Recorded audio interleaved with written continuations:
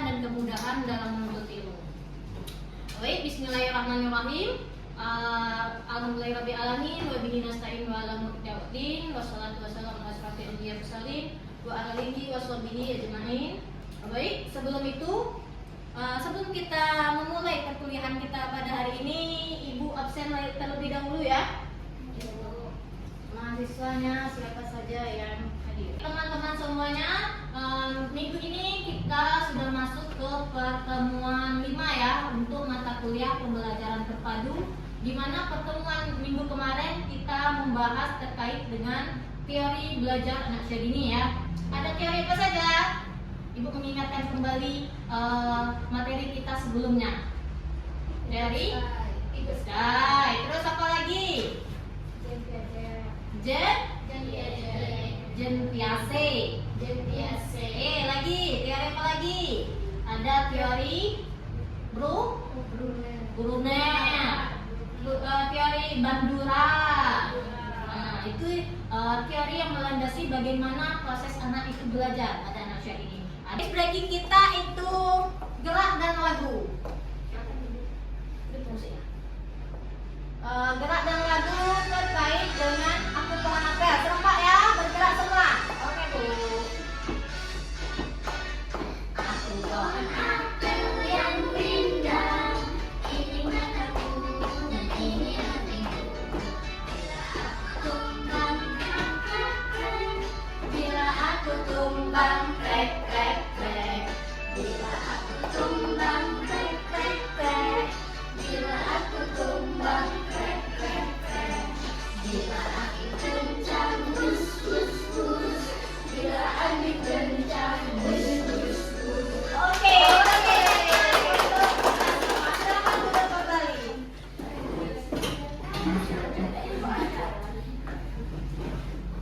Nah, permainan ice breaking kita tadi dalam konteks pembelajaran di PAUD ini, apakah untuk anak usia dini itu hanya sekedar bergerak saja? Tidak. Kenapa tidak? Karena dalam kognitifnya juga berjalan. Nah, betul Kak Tasna. Jadi Pak, melalui kegiatan aku pohon apel ini, bukan berkembang itu bukan aspek motoriknya saja, tetapi berbagai aspek perkembangan itu secara tidak langsung berkembang secara besar.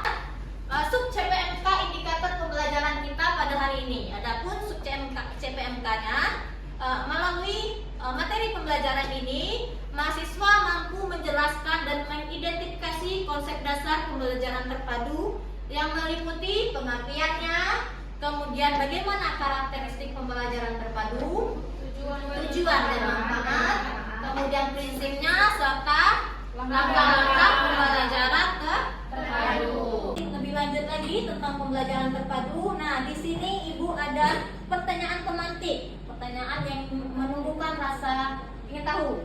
Nah, melalui gambar ini apa yang terbayang di benak kalian itu? Tentang apa kegiatan ini? Anak sedang melakukan kegiatan menanam sayur di kebun sekolah. Nah, mulai timbul pertanyaan, apakah anak tersebut hanya belajar tentang nama tanaman saja atau jenis tanaman saja? Tidak. Kenapa? Di situ anak juga belajar untuk melatih kesabarannya, menunggu itu pertumbuhan. Ya, betul. Apalagi melalui kegiatan menanam itu apalagi yang dapat dipelajari oleh anak? Kasih sayang. Nah, kasih sayang terhadap ciptaan Tuhan. Jadi bagaimana kegiatan ini dapat dirancang sebagai pembelajaran terpadu? Pembelajaran terpadu itu kan menggabungkan atau mengintegrasikan berbagai aspek perkembangan dalam satu kegiatan. Contohnya kegiatan di sini menanam. Melalui kegiatan ini anak bukan hanya belajar tentang jenis tanaman saja, tetapi dia belajar tentang apa namanya tadi itu kata Asna? Nilai moralnya, bersyukur terhadap ciptaan Tuhan, memelihara ciptaan Tuhan, sosialnya juga berkembang. Mana dia selama kegiatan ini dia berinteraksi dengan temannya, bahasanya juga. Jadi melalui kegiatan, dalam satu kegiatan atau tema sudah bisa mengembangkan berbagai aspek perkembangan. Materi kita selanjutnya tentang pengertian pembelajaran terpadu anak usia dini. Nah, pembelajaran terpadu adalah pendekatan pedagogis yang mengintegrasikan berbagai aspek perkembangan dan pengalaman belajar anak dalam satu tema atau kegiatan yang bermakna. Nah, di sini ada kata mengintegrasikan. Apa integrasi? Integrasi bisa kita katakan sebagai menghubungkan. Kemudian apa lagi? Menyatukan. Apa lagi? Ada lagi? Menggabungkan, memasukkan kan? Nah, apa yang digabung? Aspek perkembangan anak. Kalau dalam pengertian pembelajaran terpadu secara umum itu kan menggabungkan beberapa mata pelajaran menjadi satu. Karena kita di PAUD ini pembelajarannya tidak menggunakan mata pelajaran, berarti yang kita integrasikan itu adalah aspek perkembangan dalam satu tema dan kegiatan yang bermakna. Berarti dalam satu tema yang kita rancang pada hari tersebut sudah bisa mengintegrasikan berbagai aspek perkembangan anak. Nah, ada 4 kata kunci dari pembelajaran terpadu. Yang pertama itu ada holistik. Holistik, apa holistik? Menyeluruh, artinya seluruh aspek itu dapat dikembangkan atau berkembang. Kemudian bermakna. Apa bermakna? Nah, bisa. Memiliki arti. Ya, boleh bermakna. Berkesan. Berarti pembelajarannya itu diambil dari pengalaman langsung anak sehingga menimbulkan kebermaknaan pada anak. Kemudian terintegrasi tadi. Terintegrasi. Terhubung. Berarti satu aspek perkembangan mempengaruhi aspek perkembangan yang lainnya. Yang terakhir itu ada berpusat pada anak. Berarti tujuan pembelajaran terpadu ini fokus utama yang kita arahkan atau pembelajaran yang dilakukan itu berfokus pada anak. Oke, selanjutnya karakteristik pembelajaran terpadu anak usia dini. Artinya ada karakteristik apa karakteristik? Ciri khas. Berarti ada yang membedakan antara pembelajaran terpadu dengan pembelajaran yang lain. Seperti pembelajaran konvensional ada? Pembelajaran tradisional, ceramah. Berarti karakteristik yang pertama itu holistik, mengembangkan seluruh aspek perkembangan anak secara bersama-sama.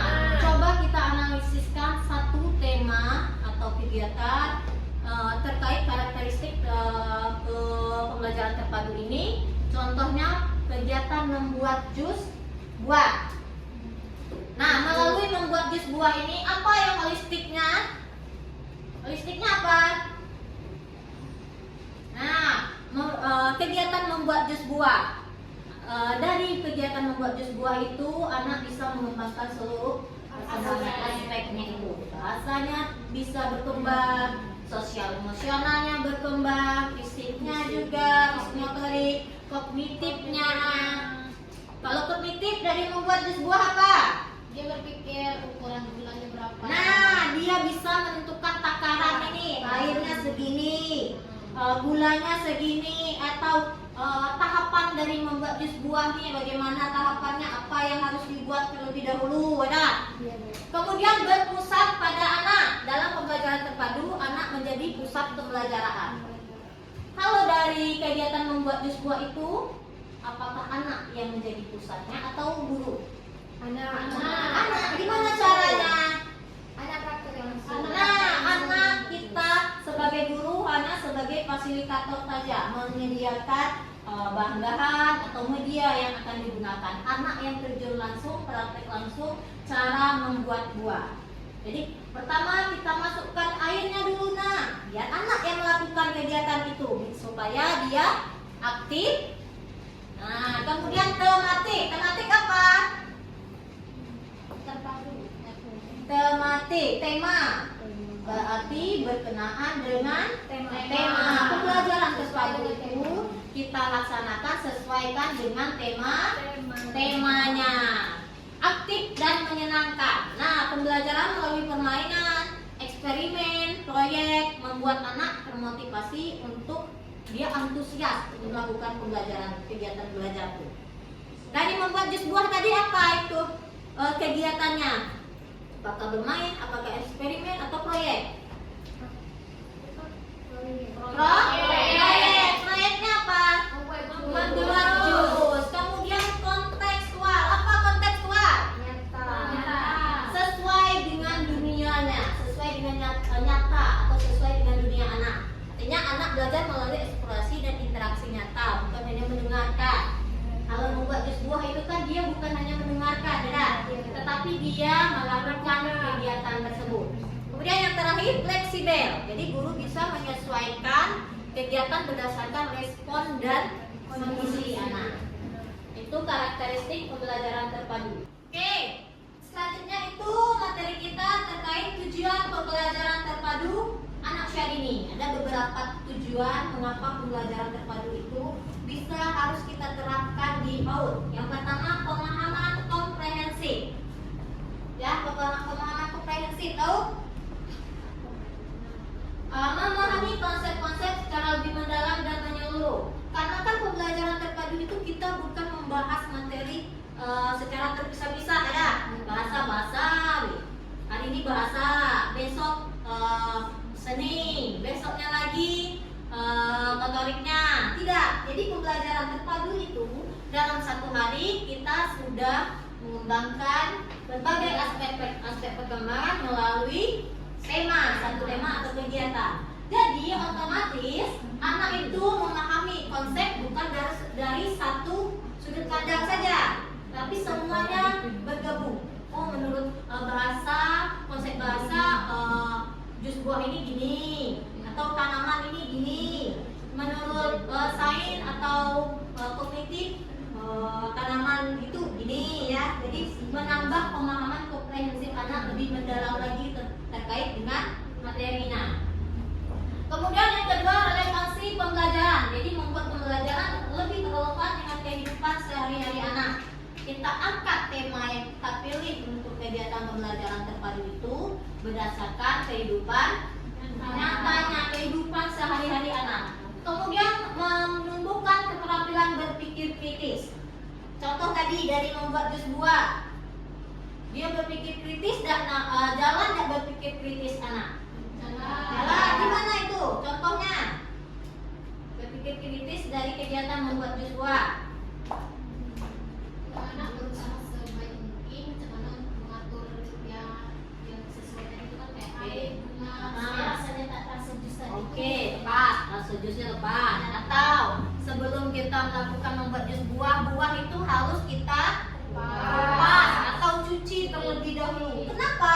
Mulai ini di pikiran anak, di otak ini anak itu benarnya, oh mengapa nih ya buah itu harus aku cuci dulu sebelum membuat jusnya. Berarti timbul pemikiran kritis anak. Kemudian memotivasi belajarnya.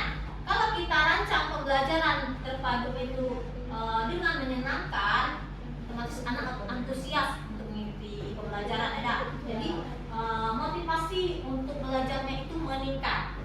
Kemudian keterampilan sosial, adaptasi dan pemecahan masalah, serta mengintegrasikan ilmu pengetahuan. Nah, jadi pada pembelajaran di PAUD atau pendidikan untuk anak Syahrini itu bukan hanya mengembangkan kecerdasan intelektualnya saja, tetapi juga membantu mengembangkan akhlaknya, kemudian menanamkan nilai karakter, peduli terhadap sesama, terhadap ciptaan Tuhan, ya. Jadi sesuai dengan surat An-Nahl bahwa menjelaskan bahwa seluruh potensi anak harus dikembangkan melalui proses pendidikan. Jadi dengan demikian pembelajaran terpadu tidak hanya mengembangkan aspek kognitif, tetapi itu tadi menjelaskan berdasarkan perspektif Islam, juga mengajarkan tentang nilai-nilai keislaman atau nilai moderasi beragama, di mana kita menanamkan rasa toleransi, peduli, dan lagi. Oke, selanjutnya ada manfaat pembelajaran terpadu anak Syahrini. Yang pertama tentu membuat pembelajaran lebih menyenangkan. Kegiatan terpadu atau kontekstual membuat anak merasa belajar adalah pengalaman yang menyenangkan. Daripada kita hanya menjelaskan, dia otomatis bosan, ya. Kalau hanya ceramah, hari ini ceramah, besok ceramah, besoknya lagi ceramah lagi, jadi tidak termotivasi anak untuk belajar. Dia akan lesu. Kalau kita rancang pembelajaran terpadu itu dengan semenarik mungkin, maka akan membuat pembelajaran tersebut lebih menyenangkan. Kemudian mudah memahami konsep. Menjelaskan tadi kan bahwa pembelajaran terpadu itu menggabungkan beberapa aspek sehingga anak lebih mudah memahami materi lebih mendalam lagi. Dan kemudian yang ketiga, mengembangkan kreativitas, meningkatkan motivasi belajar, perkembangan menyeluruh, dan efisiensi waktu. Nah, mengapa manfaat yang terakhir ini, efisiensi waktu, ada di dalam pembelajaran terpadu? Dalam satu kegiatan sudah mengembangkan 6 aspek. Nah, betul itu. Bisa, lupa. Betul, bisa. Jadi dalam pembelajaran terpadu, guru bisa menghemat waktu pembelajaran karena berbagai aspek perkembangan anak dikembangkan secara bersamaan. Bukan hari ini bahasa, besok agama, tetapi dalam satu hari itu kita sudah mencakup seluruh aspek perkembangan. Oke, selanjutnya prinsip pembelajaran terpadu anak usia dini. Prinsip itu apa prinsip? Peraturan, boleh. Apa lagi? Pedoman. Nah, dalam kita merancang pembelajaran terpadu, kita harus mematuhi atau berdasarkan prinsip yang ada. Supaya apa? Supaya pembelajarannya menjadi efektif. Yang pertama prinsipnya adalah keterlibatan aktif anak. Jadi anak itu sebagai subjek utamanya.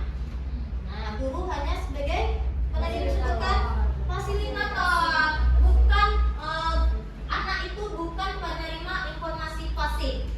Nah, biasanya informasi pasif metode yang digunakan hanya anak menerima informasi itu sama ada, maka kita tinggalkan metode atau pembelajaran konvensional. Kita masuk ke pembelajaran yang bisa membuat anak terlibat aktif. Kemudian pembelajaran terintegrasi.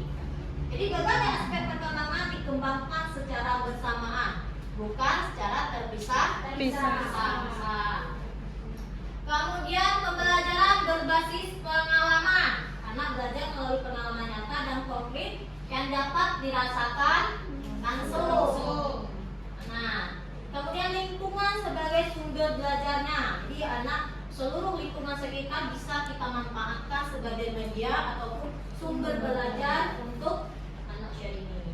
Mengembangkan seluruh aspek perkembangan menyenangkan dan bermakna. Kita ambil satu contoh kegiatan yang apakah dari kegiatan tersebut ada prinsip pembelajaran terpadu di dalamnya.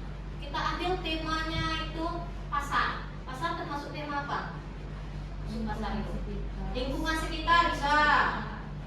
Apa lagi? Kita ambil lah ya. Tema pasar, temanya lingkungan sekitar, subtemanya pasar. Nah, bagaimana kita menciptakan ada unsur prinsip pembelajaran terpadu dalam kegiatan tersebut? Ambil satu, keterampilan aktif anak. Bagaimana merancang agar dari tema pasar itu anak bisa terlibat aktif? Bermain peran. Kalau kita ajak anak terlibat aktif, bermain peran. Aku ini aktif aku sebagai pembeli, kawanku sebagai penjual. Nanti ada interaksi nih. Berarti anak terlibat aktif, bukan hanya sekedar mendengarkan saja ya. Kemudian pembelajaran terintegrasi.